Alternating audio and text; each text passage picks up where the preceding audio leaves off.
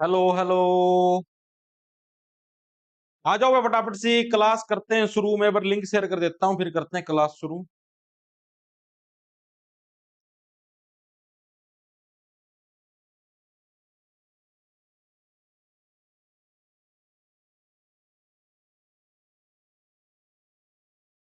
आ जाइए आ जाइए।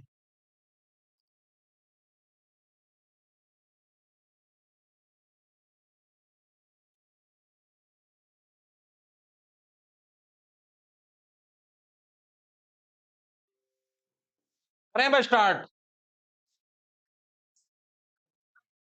राम राम जी सारे ने मैं तारा साथी मोहित पुनिया बताम सारे का जॉब स्टार के यूट्यूब चैनल पर शांत के सीढ़े इवनिंग की ओटनेस के अंदर आप सभी का फिर तो स्वागत करो। सुना के अंदर आ जाओ फटाफट सी। भाई जैसा कि आप सभी को पता है, आप ही ने एसएससी जीडी कांस्टेबल के लिए एक सीरीज शुरू करी है। एक हिंदी की एक जीके की। हिंदी की सीरीज की आज हमारी पहली क्लास हो चुकी है। दिन में 11 बजे, शाम को 8 बजे लगेगी आप लोगों की जीके की क्लास। आज हमारी पहली क्लास होगी। 15 क्लास से आपकी लगेगी, 15 सूत्र सेट लगेगी। और मैं कोशिश ये करूंगा कि दिन के अंदर आप लोगों की ऐसी तैयारी करवा दूं कि आप लोग एग्जाम के अंदर इजीली है, जीके के अंदर 20 में से 15 क्वेश्चन तो इजीली ठीक कर ही कर पाओ। इस हिसाब से अभी तैयारी करेंगे सारे जो भी आपके, क्योंकि देखो एसएससी जीडी कांस्टेबल किस लेवल की परीक्षा है? 10वीं लेवल की परीक्षा है। 10th लेवल का आप लोगों का पेपर आएगा। सेम इसी टाइप से जो आपका एसएससी एमटीएस की अभी भी परीक्षा, ये भी किस लेवल की? ये भी 10th लेवल की है। तो मैं आज आप लोगों के लिए जो अभी अभी एसएससी ने एमटीएस के अंदर 2026 के अंदर अभी जो हुए फरवरी के अंदर, वो पेपर, वो जो प्रश्न आए हुए हैं उससे रिलेटेड हम लोग सारे प्रश्न और फैक्ट करेंगे, क्योंकि यही प्रश्न, इसी टाइप के प्रश्न आपकी जीडी के अंदर आएंगे। एमटीएस भी 10वीं लेवल का है, जीडी भी 10वीं लेवल का, और आपको पता भी लग जाएगा किस लेवल के प्रश्न है आपके आने लग रहे हैं। भाई शुरू। आ जाओ आ जाओ।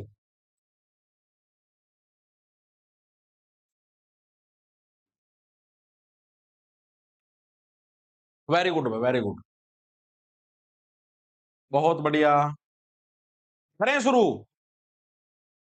राम राम भाई, Ram Ram. Sir sir please get GK for the लेखपाल। भाई एक बार इसके लिए शुरू कर दो, पांच देखा है लेखपाल के लिए। देखो बस स्टार्ट करते हैं। पहले पर्सन से हम लोग स्टार्ट करते हैं। Who is the author of the book remnants of A separation? Remnants of A separation पुस्तक के लेखक कौन है? यह प्रश्न आप लोगों से पूछा गया है। इस प्रश्न आपका एसएससी एमटीएस 17 फरवरी 2026 की शिफ्ट नंबर 3 के अंदर यह प्रश्न आप लोगों को देखने को मिला है। इसका सही आंसर क्या हो जाएगा? इसका सही आंसर हो जाएगा आप लोगों का ऑप्शन नंबर सी।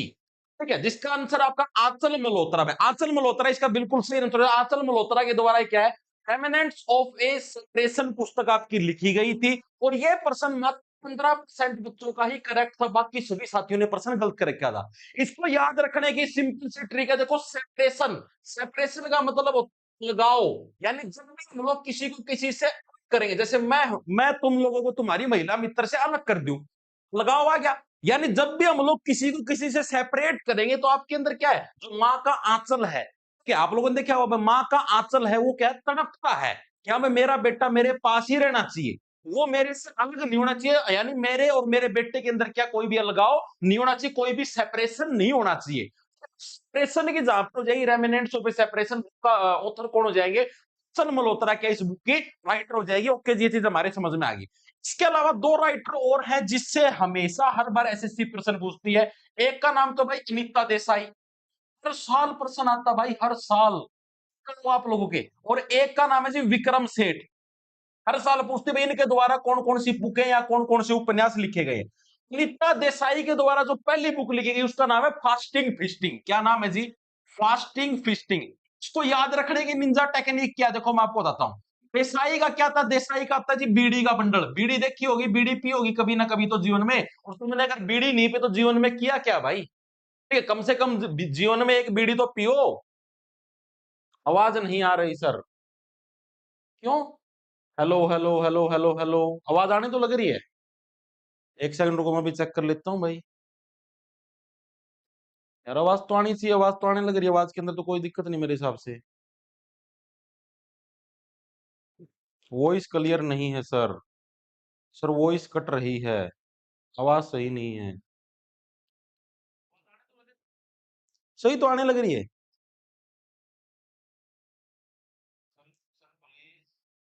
सही तो आने लग रही है भाई आवाज, और इससे सही कैसे आएगी?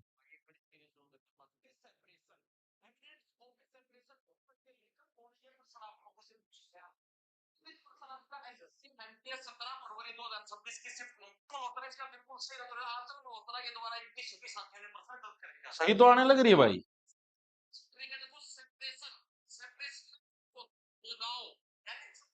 ठीक है भाई, देखो सही आने लगे यार, कोई वो इसकी कोई प्रॉब्लम नहीं है, थोड़ी मोटी है, इसको मैं ठीक कर दूंगा यार। ठीक है, ओके। तो देखो भाई, अनीता देसाई के द्वारा कौन सी फास्टिंग फिस्टिंग जो पुस्तक वो किसके द्वारा लिखी गई है? जी अनीता देसाई जी के द्वारा लिखी गई है। तो इसको कैसे रखो, देखो देसाई क्या है, देसाई का क्या, बीड़ी का बंडल आवा है, और बीड़ी कैसे पीनी चाहिए हमेशा? फास्ट फास्ट पीनी चाहिए, क्योंकि बेटा तुम यौवन अवस्था के अंदर हो, जवानी की अवस्था के अंदर हो, और इस अवस्था के अंदर अगर तुम्हारे पिताजी ने तुमको बीड़ी पीते हुए देख लिया ना, तो बीड़ी तुम्हारे ऐसी जगह डाल देंगे, समझ में नहीं आया धुआं सुलगे या धुआं को खींचे, ये समझ में आने लग रही है? यानी कि अगर आप इस अवस्था के अंदर बीड़ी पीते तो आपको कैसे फास्ट फिस्ट, यानी फास्ट स्पीड के अंदर आप लोगों को बीड़ी पीनी चाहिए। यानी फास्टिंग फिस्टिंग किसके द्वारा लिखी गई है? सुनीता देसाई, बहुत ही इंपॉर्टेंट बुक है। ओके जी। सेकंड है कराई the peacock, multiple time exam के अंदर आते हैं भाई, कराई द पीकॉक है। मोर है, मोर है वो चिल्लाने लग रहा है। मोर कब चिल्लाता है? जब तुम देसाई की बीड़ी का बंडल मार के उसके वो बीड़ी की नोक लगा देते हो। मोर क्या है? चिल्लाता है, कराई करता है, नहीं चिल्लाने का काम करता। ओके जी। तीसरे नंबर पे आता है fire on the mountain, fire on the mountain. Mountain क्या हो गया यहां पर? माउंटेन हो गए जी आप लोगों के पहाड़, ठीक है, और आप लोगों के पहाड़ों पर आग कब लगेगी? जब तुम देसाई की बीड़ी का बंडल फूकोगे। ठीक है, कई लोगों के ना ये लत होती है, सुबह सुबह जब वो हगते हैं ना, उनकी लैटरिन जब तक नहीं उतरती तब तक क्या वो बीड़ी का सुट्टा नहीं मार लेते। तो यानी उनके क्या, माउंटेन्स के अंदर, पहाड़ों के अंदर क्या है, आग लगी होती है। यानी अनीता देसाई के द्वारा 3 पुस्तकें लिखी गई है, fasting fisting, try the peacock, fire on the mountain. तीनों बुकें बहुत इंपॉर्टेंट है, एग्जाम के अंदर मल्टीपल टाइम पूछी गई है। ओके जी, चीजें हमारे समझ में आ गई। विक्रम सेठ के द्वारा कौन कौन सी बुकें लिखी गई है? A suitable boy, a suitable boy, इसको कैसे याद रखोगे? यानी कि देखो सेठ, सेठ बनने के लिए कौन है? यही बॉय सुटेबल है भाई। दुकान का सेठ बनाना है तो इसी बॉय को बनाओ, यही बॉय क्या है? सुटेबल है। और तुम अगर इसी बॉय को दुकान का सेठ बनाओगे तो ये तुम्हें क्या, सोने से माला माल कर देगा, सोने का गेट दे देगा तुम्हारे, गोल्डन गेट भाई। ठीक है, सोने का गेट तुम्हारे घर पे दे देगा, द गोल्डन गेट। तो ये 2 बुकें विक्रम सेठ की जो कि बहुत महत्वपूर्ण है। इन 5 बुकों के नाम याद रखना, अनीता देसाई, विक्रम सेठ, बहुत इंपॉर्टेंट, आप लोग एग्जाम के अंदर देख लेना, इनके नाम आपको देखने को मिलेंगे। ओके जी, अगले प्रश्न की तरफ चलें, चलो जी। अगला प्रश्न है, केरल में चंदनकुडा महोत्सव एक डैश में मनाया जाने वाला त्योहार है। केरल के अंदर जो चंदनकुडा महोत्सव कहां पर मनाया जाता है, आप लोग बताओ। 4 ऑप्शन दिए गए, मंदिर के अंदर, गिरजाघर के अंदर, मस्जिद के अंदर, या बौद्ध मठ के अंदर। और ये प्रश्न एसएससी एमटीएस 5 फरवरी 2026 को पूछेगा, बताओ। अरे मैं माइक बदल लूंगा मेरे भाई, आज आज तो इससे का काम चलाना पड़ेगा, कल से बदल लूंगा मेरे भाई, माइक समाई तो रख लो वे।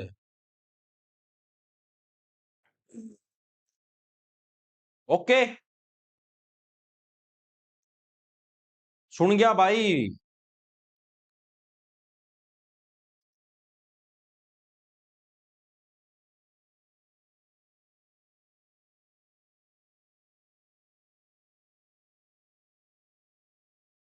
चले,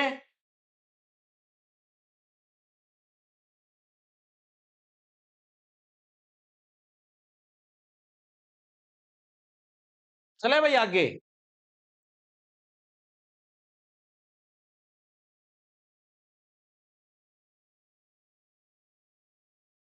चलो जी, बहुत बढ़िया भाई, मेरे हिसाब से तो नहीं होने होनी चाहिए भाई। गुरुजी, I am moving a little ahead, who is drinking the wife? अरे इंग्लिश तो सीख ले।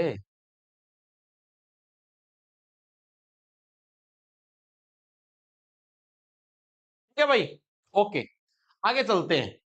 अगला क्वेश्चन देखो, अगला क्वेश्चन है क्या हमारे पास, केरल में चंदनकुडा महोत्सव है, किसके द्वारा मनाया था, मतलब कौन सी प्लेस पे मनाया था, बताओ आप लोग। आंसर आया किसी जाति का? ए आंसर आया बहुत सारे साथियों का, मंदिर मंदिर मंदिर मंदिर मंदिर।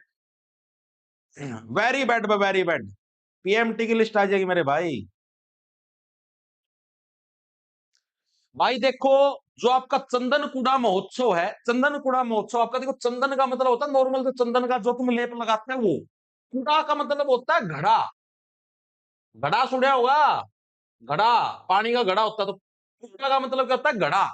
ठीक है, यानी कुड्डा से कुंड बन गया, यानी चंदन का कुंड। तो चंदन के कुंड का प्रयोग कहां पर नहीं किया जाता जी? मस्जिद के अंदर कभी भी चंदन के कुंड का प्रयोग नहीं किया जाता। चंदन के कुंड का प्रयोग तो मंदिर के अंदर किया जाता है।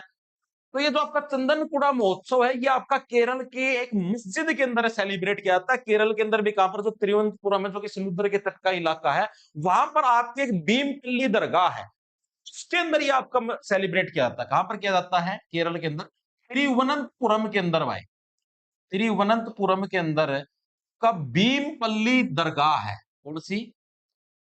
भीमपल्ली दरगाह। यहां पर क्या ये आपका हर साल सेलिब्रेट किया जाता है। और इस फेस्टिवल के अंदर, ये जो चंदनकुड़ा महोत्सव, इस फेस्टिवल के अंदर हिंदू, मुस्लिम, सिख, ईसाई सभी टाइप के लोग इसके अंदर पार्टिसिपेट करते हैं, ना कि अकेले सिर्फ मुस्लिम समुदाय के लोग। कि यानी कि एक एकता का प्रतीक और बहुत इंपॉर्टेंट। इसको याद कैसे रखोगे? चंदन का प्रयोग, क्या चंदन के घड़े का प्रयोग कहां पर? मस्जिद के अंदर नहीं किया जाता। इस तरीके से आप लोग इसको याद रख सकते हो। ओके, ये चीज हमारे समझ में आ गई। शाबाश, बहुत बढ़िया। चले आगे, अगला प्रश्न देखो। अगला प्रश्न हमारे पास क्या है? कौन सा राज्य डांग नामक जोशीले जनजातीय सामुदायिक नृत्य के लिए जाना जाता है? एससीएमटीएस 17 फरवरी 2026 की शिफ्ट नंबर 2 के अंदर यह प्रश्न आया है। तो डांग नामक जोशीला जनजातीय सामुदायिक नृत्य, डांग नृत्य कहां पर किया जाता है? देखो, डांग, टांग का उल्टा क्या बन गया जी? टांग बन गया। ठीक है, टांग का मतलब टांगना। सुना नहीं आपने? खुट्टे के ऊपर टांग दे। और आप अगर कोई भी चीज आपको टांगनी है, तो आप किस टाइम टांगते हो? सिर्फ रात के समय टांगते जी, दिन के अंदर तो कोई देख लेगा। तो ऑप्शन नंबर डी हमारा करेक्ट, यानी गुजरात राज्य के अंदर क्या आपका टांग महोत्सव सेलिब्रेट किया था। इसको याद कैसे रखोगे? आप डांग से बन गया टांग। टांगते कब हो आप? रात के समय आप किसी भी चीज को खुट्टी के ऊपर टांगते हो, क्योंकि रात को क्या पता बिल्ली आ जाए, बिल्ली दूध को पी जाए। ठीक है, तो उस दुद्धू को बचाना भी तो है। तो उस दुद्धू को बचाने के लिए क्या खुट्टी के ऊपर हम लोग टांग देते। तो यानी डांग महोत्सव आपका गुजरात राज्य के अंदर सेलिब्रेट किया जाता है। ओके जी, ये चीज हमारे समझ में आ गई, दिमाग के अंदर घुस गई। हर एक साथी घुस गई होगी। वेरी गुड भाई, बिल्कुल बिल्कुल। और ये जो आपका डांग महोत्सव है, इसी को पावरी नृत्य भी बोलते हैं। इसको क्या बोलते हैं? पावरी नृत्य भी बोलते हैं। पावरी नृत्य भी बोलते हैं। इसको कैसे याद रखोगे? देखो, डांग से बन गया टांग। टांग, इस पैर को भी तो टांग बोलते हैं। देखो, टांग को क्या पांव भी बोलते हैं हम लोग, तो इसको पावरी नृत्य भी बोलते हैं। पावरी नृत्य के नाम से किसको जाना जाता है? डांग महोत्सव को ही क्या है? पावरी नृत्य भी हम लोग बोल देते हैं। ऑप्शन नंबर डी हमारा करेक्ट है, गुजरात। सभी साथियों के समझ में आया, नहीं आया? आगे चलते हैं। अगला प्रश्न हमारे पास है, राजा का काम सैनिकों के बिना नहीं चल सकता, सैनिक वेतन के बिना नहीं जी सकते। यही तो एक मतलब रूटीन बना हुआ है। निम्नलिखित में से किसने 13वीं शताब्दी में दिल्ली सल्तनत के संदर्भ में ये वाक्य बोले थे? ये प्रश्न आपसे पूछा गया। प्रश्न क्या? प्रश्न को ध्यान से सुन लो भाई। कोई भी राजा है, राजा कब है? जब तक उसके पास सेना है तभी राजा है। ठीक है, सेना का काम कैसे चलेगा? सेना को जब तक तुम वेतन दोगे, यानी सैलरी दोगे, तब तक सेना है तुम्हारे साथ। और सेना का वेतन कहां से आता है? जब तक किसान लोग तुमको टैक्स देने लग रहे हैं। यानी पुराने समय के अंदर तो किसानों का टैक्स ही होता था। और किसान तुमको टैक्स कब तक देंगे? जब तक तुम लोग अच्छे से न्याय करोगे, अच्छे से उनका जीवन यापन बिताओगे, भी वो लोग टैक्स देंगे। यानी ये सारी चीज एक दूसरे के ऊपर डिपेंडेंट है। तो ये कथन किसके द्वारा बोले गए? ये प्रश्न आपसे पूछा गया है। तो ये किसके द्वारा भाई आपका ये प्रश्न पूछा गया? तो फखर ए मुदबिर, ऑप्शन नंबर ए हमारा करेक्ट हो जाएगा। फखर ए मुदबिर क्या कहने लग रहा है कि हमें भाई हमारे ऊपर फखर होना चाहिए, ठीक है, कि हम लोग क्या सभी एक दूसरे के ऊपर डिपेंडेंट में, राजा का काम हमारे बिना नहीं चलता। ये एक सैनिक था, ये खुद बोलने लग रहा है कि हमें हमारे ऊपर फक्र होना चाहिए कि हमारे बिना राजा का काम नहीं चलेगा। ठीक है, हमारा काम क्या? वेतन के बिना नहीं चलेगा। वेतन किससे मिलेगा जी? किसानों से मिलेगा। किसान लोग जो भी आपके मतलब टैक्स वगैरह देंगे, उससे चलेगा। ठीक है, तो ऑप्शन नंबर ए हमारा करेक्ट है। दिल्ली सल्तनत के अंदर ये कथन आप लोगों का कहा गया था। ओके जी, लोगों से पूछ ले, दिल्ली सल्तनत का शासनकाल कब से कब तक आया था? तो दिल्ली सल्तनत का जो शासनकाल है, वो आपका 1206 ईस्वी से लेकर 1526 ईस्वी तक आपका दिल्ली सल्तनत का कार्यकाल रहा था। बहुत इंपॉर्टेंट है। और दिल्ली सल्तनत के जो वंश, उन वंशों के बारे में पूछा था, तो दिल्ली सल्तनत के ऊपर मेनली 5 वंशों ने शासन किया। तो उन 5 वंशों के नाम किस ट्रिक से याद करोगे? सख्त सा लोंडा, यह ट्रिक है भाई। मजबूत लोंडा, सख्त लोंडा, जो पिघलता नहीं, यानी सख्त सा लोंडा। इसको कैसे लिखोगे? सख्त सा लोंडा। ठीक है, एस से क्या बन गया तुम्हारा? सैयद वंश बन गया भाई। क्या बन गया? सैयद वंश। के से क्या बन गया तुम्हारा? जी खिलजी वंश बन गया। ओके जी। टी से क्या बन गया तुम्हारा? जी तुगलक वंश बन गया। ठीक है जी। ऐसे से क्या बन गया तुम्हारा? जी सैयद वंश बन गया, और एलडी से क्या बन गया तुम्हारा, चिलोदी वंश बन गया। तो ये 5 वंश क्या, ये हमारे दिल्ली सल्तनत के 5 वंश है जिन्होंने दिल्ली सल्तनत के ऊपर मेनली शासन करने का काम किया। सॉरी सैयद, सैयद नहीं, सॉरी सॉरी, ये सैयद नहीं आएगा। एस से बढ़िया स्लेव डायनेस्टी। स्लेव का मतलब क्या था, गुलाम वंश। ठीक है, गलती से लिखा गया है गुलाम वंश।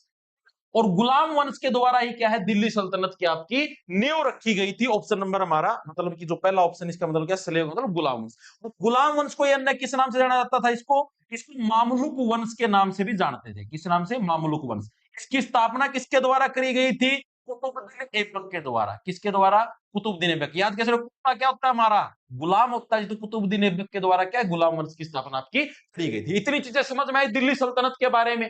क्या फक्कर वाला नाम याद रखना बहुत इंपॉर्टेंट है, अभी भी पूछा गया एमटीएस के अंदर। ओके जी, आगे चलते हैं। अगला प्रश्न देखो क्या हमारे पास, देश में आम चुनाव लड़ने वाली महिलाओं की कुल संख्या 2024 में बढ़कर कितनी होगी। ये भी एमटीएस के अंदर, करंट के अंदर पूछा गया है।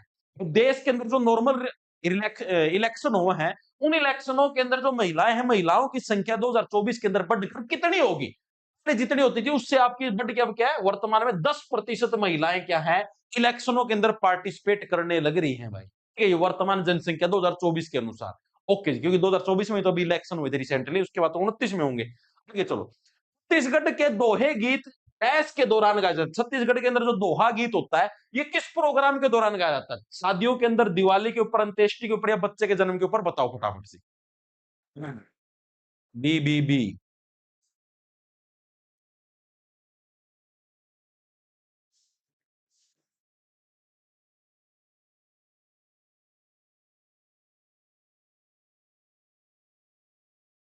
दस दस दस दस, जिसका भी है बिल्कुल सही है। 10 जिसका भी है बिल्कुल सही है भाई, कोई किसी का गलत नहीं है।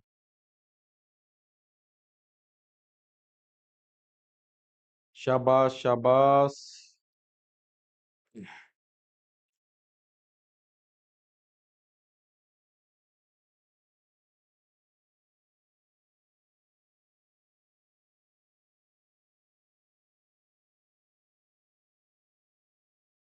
ले भाई आगे।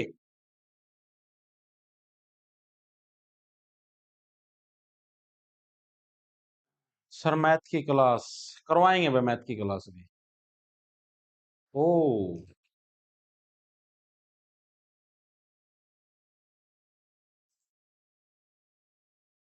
1 सेकंड रुक जाओ भाई।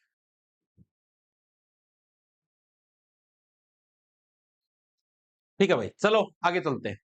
तो भाई छत्तीसगढ़ के अंदर जो दोहा गीत, वो किस दौरान गाए जाते हैं। बहुत सारे साथियों का सही आंसर है, एक साथ एक का आंसर आया है दिवाली। बहुत बढ़िया भाई, दिवाली के ऊपर ही मेनली आपका दोहा गीत गाया जाता है। सबका बिल्कुल सही है, शाबाश शाबाश शाबाश। देखो आपको बताता हूँ, ऑप्शन नंबर बी हमारा कह रहा है, दिवाली के ऊपर क्या दोहे गीत गाए जाते हैं। जब भी दिवाली आती है, दिवाली से अगले दिन, दिवाली से अगले दिन क्या छत्तीसगढ़ के अंदर दोहा गीत गाया जाता है। इसको कैसे रखो, दोहे से बन गया लोहा। दोहा, इसका उल्टा कहना लोहा। लोहा आप लोग कहां पर रखवाते हो, सर लोगों की छाती के ऊपर क्या है, लोहा रखा जाता है जब वो दूसरे सक्सेसफुल व्यक्ति को देखते हैं। जैसे मान लिया कोई एक व्यक्ति है, इस व्यक्ति ने देखा कि इसका जो दोस्त है, बी दोस्त, वो एसएससी जीडी के अंदर कांस्टेबल लग गया। ये चीज देखने के बाद एक ही छाती के ऊपर क्या है, लोहा रखा जाता है। ओ भाई रे, मेरा दोस्त कैसे लग गया एसएससी जीडी कांस्टेबल के अंदर, मैं रह गया। तो यानी इस तरीके से क्या, दिवाली से अगले दिन ही क्या है, उसकी छाती के ऊपर लोहा। यानी दिवाली कैसे समझोगे भाई, अगर को आपका दोस्त सरकारी नौकरी लगता है, एक तरीके से उसके जीवन में तो दिवाली बनेगी। और जैसे उसके जीवन में दिवाली बनी, अगले ही दिन क्या है, तुम्हारी छाती के ऊपर लोहे रखे जाते हैं, दोहे। ऑप्शन नंबर भी हमारा करेक्ट हो जाएगा। ओके जी, क्वेश्चन की तरफ चलते हैं। निम्नलिखित में से कौन सी पंचवर्षीय योजना यूरोजन सोवरेन डेट क्राइसिस से प्रभावित हुई थी। ये बड़ा अच्छा प्रश्न पूछा है भाई। कौन सी पंचवर्षीय योजना है यूरोजन सोवरेन डेट क्राइसिस, ये क्या सिस्टम है जी, बताओ। तो आप लोगों के हिसाब से क्या आना चाहिए इसका।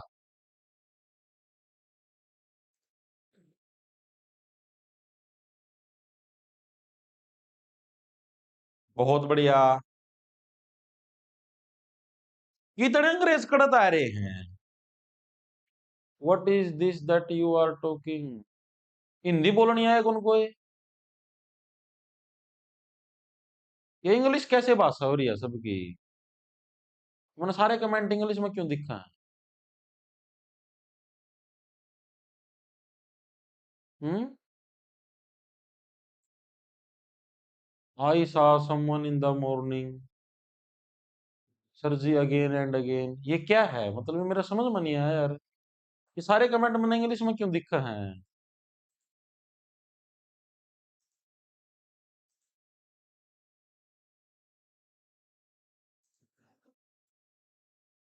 क्या आप लोगों को भी ऐसे ही दिखाई देने लग रहे हैं कि इंग्लिश में आए? टूटी फूटी।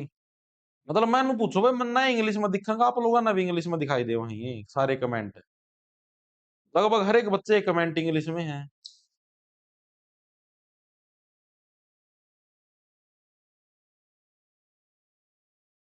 हम तो हिंदी में ही बोल रहे हैं सर, इट्स यूट्यूब ग्लिच। ओ, हाँ इसका मैं फोन का मैं सही दिखा भाई, रोजी ऑटो ट्रांसलेट होने लग रहे हैं। मैं भी ना सोचू ये सारे बालक इतने इंग्लिश में कैसे बढ़ेंगे एकदम। कोई ना इसका करेंगे इलाज, या तो इसकी सेटिंग शूटिंग में कुछ हुआ हो रही होगी गड़बड़। एक सेकंड रुको। मतलब यार मन तो इसे दिखा है कौन कर देनु तो इंग्लिश में तो कदे भी ऑटो ट्रांसलेट होने लग रहे हैं, कैसे होने लग रहे हैं राम जाने। ये लाइव चैट ट्रांसलेशन ही बंद करे है, अब नहीं होंगे, अब आगे हिंदी में सारे इंग्लिश में कन्वर्ट होने लग रहे थे, लाइव चैट ट्रांसलेशन चल रही थी। मैं सोचू ना इतनी इंग्लिश कत्ता है ई आए हैं कमेंट पावर प्लग में गड़बड़ है, ना ना ना ना ना ना, ये सही है। ट्रांसलेशन ऑफ कर दी भाई, कर दी कर दी कर दी। ठीक है, देखो, तो कौन सी पंचवर्षीय योजना? यूरोजोन सॉवरेन डेट क्राइसिस, ये क्या सिस्टम है मैं आप लोगों को समझाता हूं। देखो आप लोगों ने एक चीज सुनी होगी, क्या चीज सुनी होगी जी, कि साल 2008-9 की बात है भाई। साल 2008-9 के टाइम पर क्या हुआ था, पूरे की पूरी दुनिया के अंदर वैश्विक मंदी आई थी। सुने आप लोगों ने कि 2008-9 के दौरान पूरी दुनिया के अंदर वैश्विक मंदी आई थी, और ये वैश्विक मंदी आई क्यों थी? क्योंकि आप लोगों को पता हो, जैसे आप वर्ल्ड जीके की अगर अभी बात करें अगर, तो वर्ल्ड जीके के अंदर जो मैक्सिमम जो आपका व्यापार होता है वो किसके अंदर होता है? डॉलर के अंदर होता है। आज के दिन में कोई भी बिजनेस होता है, जैसे तेल का भी सिस्टम चलने लग रहा है, तेल का जो बिक्री होगी खरीदारी होगी वो सारी किसके अंदर होती है? डॉलर के अंदर होती है। अपना भारत देश भी अगर तेल खरीदता है ना तो डॉलर का मैं खरीदता है, अभी डॉलर का मैं पैसे देवा अपना दी तेल मिला है। ओके जी, तो 2008-9 के अंदर क्या हुआ, जो ये यूरोपियन कंट्रीज थी, यूरोपियन का तो जैसे ब्रिटेन हो गया, और ये जो भी स्पेन सुकून जर्मनी जर्मनी ये जो कंट्री थी, ये सारी कंट्री के बोली कि हम तो यूरो के अंदर है डील करेंगे, यूरो के अंदर। क्या हम तो जो भी हमारा बिजनेस उसको किसके अंदर करेंगे? यूरो के अंदर करेंगे, हम लोग क्या डॉलर के अंदर नहीं करेंगे। और जब इन्होंने यूरो जो इनकी करेंसी थी उसके अंदर इन्होंने बिजनेस करना शुरू करा, तो इनका होगा डाउनफॉल, यानी इनकी जो देश की अर्थव्यवस्था वह डूबगी। और इनके देश की अर्थव्यवस्था जैसे ही डूबी, फिर इनका अकल आ गई। और जब किसी देश की अर्थव्यवस्था अगर डूब जाती, तो जैसे अपना भारत देश था, भारत देश जो सामान बेचता था, यानी अपना देश भी तो सामान बेचता है बाहर देश का मैं, तो इस देश की अर्थव्यवस्था डूबी तो अपना तो सामान कौन खरीदे?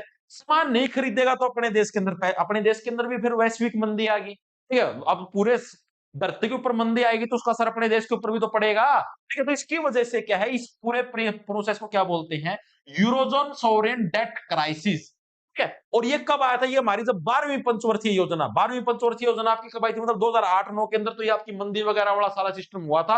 और जो हमारी 12वीं पंचवर्षीय योजना है वो मेनली इससे अफेक्ट हुई थी भाई। ठीक है, वो मेनली क्या इससे अफेक्ट हुई थी। यानी 12वीं पंचवर्षीय योजना कब आई थी आपकी? मैंने आप लोगों को मल्टीपल टाइम करा रखा है, 12वीं पंचवर्षीय योजना 2012 के अंदर, 12वीं 12 सिंपल सी ट्रिक है। और 5 साल तक के हिसाब से यानी 2017 के अंदर आई थी, और यही हमारी क्या थी?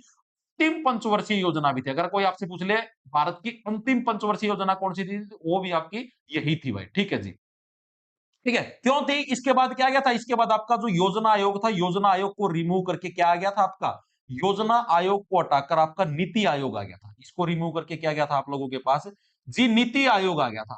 और जो नीति आयोग है, फिर नीति आयोग ने अपनी अलग अलग नीतियां बनानी स्टार्ट कर दी थी। ठीक है, और जो आपका योजना आयोग इसकी पंचवर्षीय योजना सारी की सारी आपकी खत्म हो गई थी। ओके भाई, ओके जी। हाँ नेवी के लिए ले लो, किसी के लिए ले लो। नहीं अब नहीं आने लग रहे भाई इंग्लिश में। हरियाणा से हूँ गुरुजी, हाइट 168 सेंटीमीटर, जीडी में तो हो जाएगा।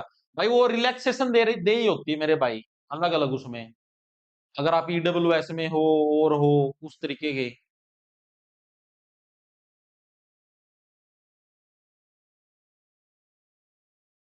हो जाएगा भाई आराम से। यूरो क्या नाम है, यूरो नाम से हो जाएगा। ठीक है, चले आगे।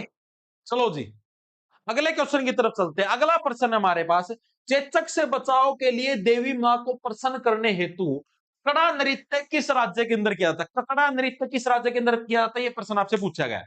तो सिंपल सी कहानी मैं आप लोगों को समझाता हूं। है आप लोगों को काटता है, जितनी भी लड़कियां एक बार के लिए मेरे को बताओ, आप लोगों को केकड़ा है cut cut cut cut cut cut cut कब काटता है जी? रात को काटता है जी। पता नहीं जी, अंधेरे में आ जाता है कहां से, बिस्तर के अंदर घुस जाता है और बुड़का भर लेता है। ठीक है। अरे गुजरात, गुजरात राज्य के अंदर क्या आपका जो आपका नृत्य है ये आपका किया जाता है। और ये मेनली किससे किससे बचाव के लिए, जो चेचक है, चेचक नामक जो बीमारी है उससे बचाने के लिए ये जो नृत्य मेनली आपका किया जाता है किसके अंदर, गुजरात राज्य के अंदर। सिर्फ सही की ट्रिक से याद हो गया, याद रह जाएगा। ये केकड़ा, केकड़ा से क्या बन गया, केकड़ा। केकड़ा कब काटता है? रात को काटता है जी। ये टक्की आवाज मत निकाला करो भाई। ठीक है, इधर और भी बाण बेटियां बैठी हुई है। इधर एक तेजू नाम की लड़की बैठी हुई है, ये हरियाणा पुलिस की तैयारी करने लग रही है। ठीक है, इनके मतलब अपना इधर पड़ोस में रहा है, ते तैयारी कर जी मैं लाइव क्लास लूंगी। मतलब लाइव वहां फोन में ले ले तुम्हारी नाज श्यामी बैठ की ले ले भाई, श्यामी बैठ की क्लास ले ले, कोई ना बात। हम्म।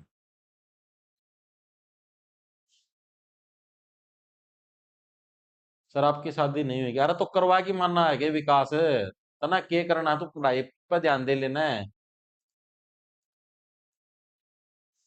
अपनी शादी का जुगाड़ कर, मेरे लिए क्यों टेंशन ले मेरे भाई। अगला प्रश्न देखो क्या है। अगला प्रश्न नहीं, एक दो दिन में एक दो बालक और भी बैठा गाड़ है, दो तीन बालक बैठा करेंगे भाई, वे तो एक की आनी शुरू हुई है।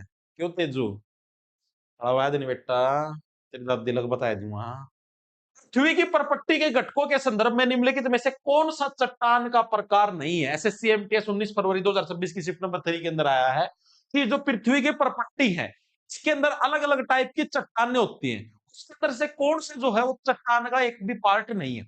सभी को पता है पृथ्वी की जो ऊपर पट्टी उसके अंदर हमारे पास कितनी तीन टाइप की चट्टानें मिलती है, आग्नेय चट्टानें, अवसादी चट्टानें और आंतरिक चट्टानें। ठीक है जी, बिल्कुल इस चीज का पता है। छठी चट्टान कौन सी नहीं है? कोल्डेरा नाम से कोई भी चट्टान नहीं होती। तो ऑप्शन नंबर डी हमारा करेक्ट। तो बिल्कुल सिंपल सा प्रश्न था। तो इन चट्टानों के बारे में देखो, जो आग्नेय चट्टान है इनको क्या हम लोग प्राथमिक चट्टान भी बोल देते हैं, बहुत इंपॉर्टेंट है। तो किस चट्टान को हम लोग प्राथमिक चट्टान के नाम से जानते हैं? तो आग्नेय चट्टानों को क्या हम लोग प्राथमिक चट्टान के नाम से जानते हैं। ओके जी, ये चीज हमारे समझ में आ गई। दूसरी चीज, आग्नेय चट्टानों के अंदर क्या है, जीवाश्म नहीं होते। जीवाश्म किसको बोलते हैं? Fossil fuel. फॉसिल फ्यूल मतलब ये जो तेल को निकल लिया करा है, तेल निकला है जमीन के अंदर था, ये तेल वगैरह कहीं आग ने चट्टानों के अंदर नहीं होती। ये बनती कैसे है? आग ने से बनेगी आग। जो तारे अंदर से जो आग निकलती है ना, वो आग बाहर निकलने बाद जब लावे के रूप में जल जाती है तो उससे जो चट्टान बनती है उसको हम लोग क्या बोलते हैं? आग ने चट्टाने बोलते हैं। ओके जी, ये चीज भी हमारे समझ में आ गई। इसका अगर हम लोग उदाहरण देखें, इसका अगर हम लोग उदाहरण देखें तो उदाहरण कौन कौन सा है? एक तो ग्रेनाइट। ये ग्रेनाइट आपका किससे बनता है? आग्नेय चट्टानों से बनता है।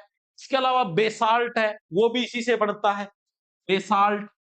गैम्ब्रो हो गया, गैम्ब्रो भी किससे बनता है? आग्नेय चट्टानों से। आपसे पूछा गया है बकायदा प्रीवियस ईयर के अंदर कि बेसाल्ट है वो कौन सी टाइप की चट्टान का उदाहरण है? आग्नेय, अवसादी का, अंतरित, कौन सी टाइप का? तो अगर आपने पढ़ रखा तो इजीली बता दोगे, वरना देखते रहोगे मुंह बाय कि ये क्या आ गया, क्या कुछ हो गया। चीजें समझ में आने लग रही है जी? बिल्कुल आ गई। सेकंड नंबर पे जो चट्टान आती है आप लोगों की, वो कौन सी जी? अवसादी चट्टाने। ये अवसादी चट्टान ये कौन सी? अवसाद नाम के अंदर ही देखो, अवसाद का मतलब हो गया बची कुची चीजें, यानी ऐसी चट्टानें जो कि दो तीन चट्टानों के अवसाद से मिक्सअप होकर बनती है, उसको हम लोग क्या बोलते हैं? अवसादी चट्टान बोलते हैं। ऐसी जी चीजें समझ में नहीं, थोड़ा दोबारा से समझाओ। देखो मैं आपको समझाता हूँ। जैसे मान लिया कि ये जो आपकी आग्नेय चट्टान है, इसके छोटे मोटे टुकड़े हैं वो ऐसे इकट्ठे हो गए। ठीक है, और भी टुकड़े अलग अलग टुकड़े इकट्ठे हो गए, टुकड़े इकट्ठे हो गए, एक नई चट्टान बना दे हुए हैं। तो इसको हम लोग क्या बोलेंगे? इसको हम लोग बोलेंगे जी अवसादी चट्टान। अवसाद मतलब बची हुई जो चीजें हैं उनको जोड़ के एक जो नई चट्टान बनती है, उसे हम लोग क्या बोलेंगे? जी अवसादी चट्टान बोलेंगे। ठीक है जी। तो ये ऐसे अलग अलग पत्थर के टुकड़े एक दूसरे के ऊपर चिपके तो सीधी सी बात है, इसके बीच में क्या कोई ना कोई पशु पक्षी भी बीच में आके चिपक के मर जाएगा। तो मर जाएगा तो क्या है, उससे क्या बन जाएगा? उससे जीवाश्म बन जाएगा, फॉसिल फ्यूल बन जाएगा। अरे फॉसिल फ्यूल क्या है? पृथ्वी की जो मतलब पृथ्वी हमारी धरती है, उसके नीचे चट्टानों के नीचे बहुत सारे मृत जीव जंतु हैं, वो लंबे समय तक रहे, कीड़े मकोड़े, उसी से तो तेल पेट्रोल डीजल बनया है। तो उससे क्या है, यानी इसके अंदर क्या हमें जीवाश्म देखने को मिलता है। इसके अंदर जीवाश्म नॉट प्रेजेंट। जीवाश्म क्या है? प्रेजेंट होता है। किसके अंदर होता है पूछा जाता है। और सादी चट्टानों के अंदर क्या हमें जीवाश्म यानी फॉसिल फ्यूल हमको देखने को मिलता है। इसका उदाहरण क्या है? इसका उदाहरण अगर हम लोग देखें तो बलुआ पत्थर, जो हमारा बलुआ पत्थर होता है वो किसका है? आपका। और सादी चट्टानों का उदाहरण है। इसके अलावा अगर हम लोगों से पूछ ले कोई चूना पत्थर, तो ये भी हमारा इसी का उदाहरण है। कोयला, ये भी हमारा इसी का उदाहरण है। चूना पत्थर हो गया, कोयला हो गया, ये सारे इसी के उदाहरण है। ओके जी। तीसरे नंबर पे आती है हमारे पास कायांतरित चट्टाने। कायांतरित के मतलब काया, काया किसको बोलते हैं? हाय मेरी काया निहाल होगी इसकी प्राप्ति हो पाचा तो ठीक है। कायांतरित का मतलब होता है भाई उसकी काया ही बदल गई। यहां पर तो मैंने क्या बताया कि अलग अलग जो आपकी आगन चट्टाने वो मिलके एक दूसरे के साथ चिपक के नई चट्टान इन्होंने बना दी। कायांतरित के अंदर क्या है, बहुत लंबे समय तक मान लिया कोई भी आगन चट्टान है, कोई भी अवसादी चट्टान है, बहुत लंबे समय तक कोई भी प्रेशर है, आसमान से तापमान पड़ने लग रहा है, सूरज की रोशनी है, मतलब अलग अलग घटकों की वजह से, किसी भी कारण की वजह से इसने नया रूप धारण कर लिया हो। ठीक है, इसने नया रूप धारण कर लिया। मान लिया या चट्टान है, इसने मेरे पैर का तला मुंह दबा के रखे 5 साल लग कि मैं और एक ही में बन गई, तो उसको हम लोग क्या बोलते हैं, यानी इसकी काया ही बदल गई भाई, काया पलट होगी, कायांतरित चट्टान उसको हम लोग बोलेंगे। कि इसके इसका उदाहरण कैसे है भाई? जैसे चूना पत्थर है, ये जो चूना पत्थर है तुम्हारा, इसके ऊपर जब लंबे समय तक मतलब वायुमंडलीय प्रेशर पड़ा, सूर्य की रोशनी पड़ी, तो ये किसके अंदर बन गई? ये संगमरमर के अंदर बदल गया।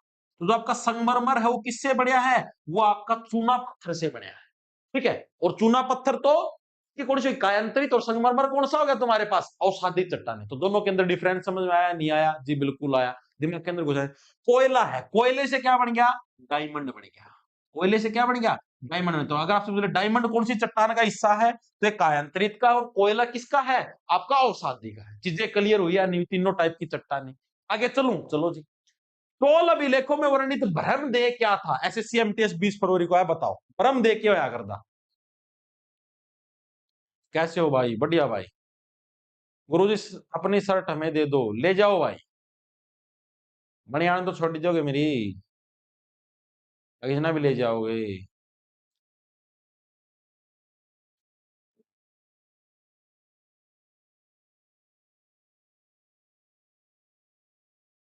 सर माइक वही यूज करो। अरे भाई मोहित HR18 वो यूज करूंगा यार, ये मैंने ट्राई कराया था। ठीक है, वही माइक यूज करूंगा, टेंशन ना ले। उसकी वायर आओगी लगता हुआ, वायर मंगवाई हमने, कल आ जाएगी। कल अगर जैसे सुबह 9-10 बजे लग 11 बजे लग वायर आ जाए, तो कल वाली क्लास के अंदर आपको वही माइक दिखाई देगा। लेकिन उसकी वायर आनी रह रही, उस वायर बिना वो कौन जुड़ा है। ओके, ए आंसर आया बहुत सारे साथियों का। ठीक है, बहुत सारे साथियों का ए आंसर आया है। दिन में हिंदी पढ़ के रात को इंग्लिश बोल रहे हैं, आखिर कैसे? भाई ऐसे ही बोल देते हैं। सर आज कम बच्चे IPL मैच की वजह से आए हैं। अरे मुझे पता था ये मिलेगा, आज IPL का मैच होगा आज। RCB का या फिर उसका मुंबई इंडियंस का, या फिर तो जमाए कौन पाओ है, क्या का मैच है आज? ले भाई ने का है RCB मुंबई इंडियंस। वो तो बेरा था मन, तो यो काम तो होना है। जिधे तो पतन हो रहा है देश का। आप लोग खुद सोच के देखो यार। अब आप लोग मैच देखो, मैच पता है किन लोगों का खतर बन रहा है? मैच ऐसे लोगों के लिए बनया हुआ है जो ऑलरेडी सक्सेसफुल हैं। ठीक है, चीजें समझ में आ रही हैं? जो ऑलरेडी सक्सेसफुल है, जो अच्छे खासे पैसा वाले, जिन्हें एंटरटेनमेंट करना है, उन खातर है भाई वो क्रिकेट मैच। हम ना मिला कि एक बार के लिए मेरी यह चीज तो बताओ भाई, क्या चीज मिला है? जैसे मान लिया आज RCB और मुंबई इंडियंस का मैच है, मान लिया तुम्हारी RCB जीत गई, तब ना क्या मिलेगा? को ट्रॉफी मिलती हो, विराट कोहली घर की तरह मुंह पर पप्पी देंदा हो, कुछ और होंदा हो, बताओ? विराट कोहली धरती इंस्टाग्राम पर फॉलो कर देंदा हो, तो तब ना मैच देखा। या विराट कोहली तारी सैलरी बहन देंदा हो आए महीने, ले भाई तब ना मैच देखा, आए महीने इतने इतने रुपये दूंगा तनख्वाह का रूप में। कुछ मिला है? कुछ को नहीं मिलता। उल्टी इनकी कमाई करोड़ा में है, अरबा में है, जिसकी कोई कैलकुलेशन है कोनी। आए दूसरे दिन कोई किसी लग, आपका छोरा लग गाड़ी गिफ्ट दे दे, कोई आपकी लुगाई लग गर्लफ्रेंड लग गाड़ी गिफ्ट दे दे है, वो भी करोड़ा की। जो तार पर सारी उम्र कौन कमाई जा नौकरी करके, वो गाड़ी तो गिफ्ट हम देवा है। तो थोड़ी बुद्धि लगाओ मेरे भाई, पहले अपना कैरियर सेट कर लो, ठीक है, नौकरी लग जाओ, सरकारी नहीं प्राइवेट लग जाओ, उसके बाद क्रिकेट मैच ही देखना है सारी उम्र और क्या करना है। थोड़ा सोचा करो, बुद्धि लगाओ। ठीक है, लेकिन कोई असर नहीं पड़ना, सब ऐसे ही चलता रहता है। ये ज्ञानवर्धक बातें होती हैं जो एक कान से सुन के दूसरे कान से निकाली जाती है। चोल अभिलेखों में ब्रह्म देह क्या होता है? देखो चोलों के टाइम पर है, जो चोल राजा होते थे पुराने समय के अंदर, वो भूमि दान में देते थे। जो करने को नहीं करते, चैन काट की दे ले भाई दान में। उसी टाइप से ये क्या होते थे, ये भूमि को दान में देते थे, यानी जमीन को दान में देते थे। मैं तो मैंने पता कौन था आईपीएल वीपीएल वाला सिस्टम में चाल रहा ना भाई, मेरे तो दिन में क्लास लेनी स्टार्ट करनी पड़ेगी। ये तो फिर रोज का काम हो जाए, रोज का छापा पड़ेगा ये तो। कल से भाई दिन में 3 बजे लिया कराएं क्लास, रात ना कौन दिन दे 8 बजे 8 बजे तैयारी हो, फिर रोज आईपीएल का यो रोना रोज से रोगा। ठीक है, कल से 3 बजे ही रहेगी भाई क्लास। शाम को नहीं लेंगे, दिन में 3 बजे ही रहेगी। 3 3 बजे ठीक है, 4 बजे करें, 3 बजे ही ठीक है। रात ना तो भाई फिर आईपीएल का रोना, ये तो रोज का काम हो जाएगा यार। मानो यार बात है, रोज का काम हो जाएगा यो। 3:30 बजे कर लेंगे, 3 बजे नहीं तो। मान रहे हो इस चीज? क्या देखो क्या है, तो अलग अलग टाइप की भूमि दान देते थे भाई ये। ठीक है, वह जैसे जो भी आ गया नू ले भाई, ब्राह्मण आ गया ले रहे ले भूमि ले। ब्रह्म देह क्या होती थी? ऐसी भूमि जो कि ब्राह्मणों को उपहार के रूप में दी जाती थी। ऑप्शन नंबर 1 करेक्ट हो जाएगा। ब्राह्मणों को उपहार में जो दी गई भूमि होती थी उसको क्या बोलते थे? उसको उसको ब्रह्म देह बोलते थे जी। जैसे जो अलग अलग भूमियां कौन कौन सी, जैसे एक तो ब्रह्म देह होगी तुम्हारी, ये तो आगे समझ, इसके अंदर तो कोई समझाने की जरूरत ही नहीं है। ठीक है, क्या हुआ? हाँ 3 4 बजे जो भी तुम बोलोगे, 4 बजे बोलो, 4 बजे ले लेंगे, कोई दिक्कत नहीं, पोल करवा लेंगे। ठीक है, कोई दिक्कत की बात नहीं। दूसरी होती थी तुम्हारे पास वेलन वगाई। दूसरी कौन सी होती थी? वेलन वगाई। वेलन वगाई होती थी, ये कौन सी होती थी? ऐसी भूमि जो कि गैर ब्राह्मणों को दान में दी जाती थी। गैर गैर ब्राह्मण का मतलब यानी ऐसे लोग जो कि ब्राह्मण, जो ब्राह्मण के अलावा अगर किसी व्यक्ति को भूमि दान में दी जाती थी तो उसको वेलन वगाई बोलते थे। ऐसी भूमि जो गैर ब्राह्मणों को दान में दी जाती थी, को दी जाती थी, उसको हम लोग क्या बोलते थे? उसको बोलते थे जी वेलन वगाई। ठीक है, और जो ब्राह्मणों को जो भूमि दी जाती थी ना, इसकी खास बात यह भी थी कि इसके ऊपर टैक्स नहीं लगता था। क्योंकि पुराने समय के अंदर जो मतलब चोल वगैरह थे, ये सारे क्या आते थे? टैक्स लेते थे। और टैक्स भी कहां से लेते थे? भूमि से लेते थे। मान लिया मेरे पास 10 खेत है जमीन, मतलब 10 खेत है मेरे पास, ठीक है, 10 किले जमीन है, 10 किलो के हिसाब से मेरे से टैक्स लिया जाता था। ना कि फसल के हिसाब से मेरे किले में फसल कितनी, ये नहीं।